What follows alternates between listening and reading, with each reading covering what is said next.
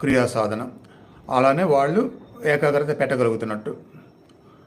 ఇప్పుడు శ్వాస ముక్కులో స్పందన తెలిసే విధంగా శ్వాసిస్తే గట్టిగా తీసుకున్నప్పుడు ముక్కులో తెలుస్తుంది.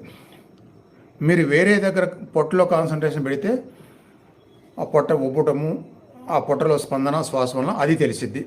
ఇక్కడ డిఫరెన్స్ ఏంటంటే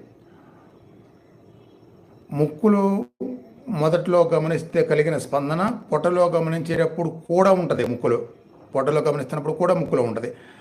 కానీ మన ఏకాగ్రత అప్పుడు ముక్కులో ఉండకుండా పొట్టలో ఉంటుంది కాబట్టి ముక్కులో స్పందనకి మనకు సంబంధం లేకుండా అది మన మైండ్లోకి రాకూడదు.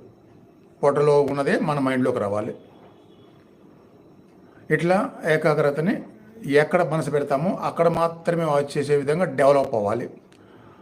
అలా డెవలప్ అయిన తర్వాత, అది బాగా డెవలప్ అయిన తర్వాత మీ మనస్సుని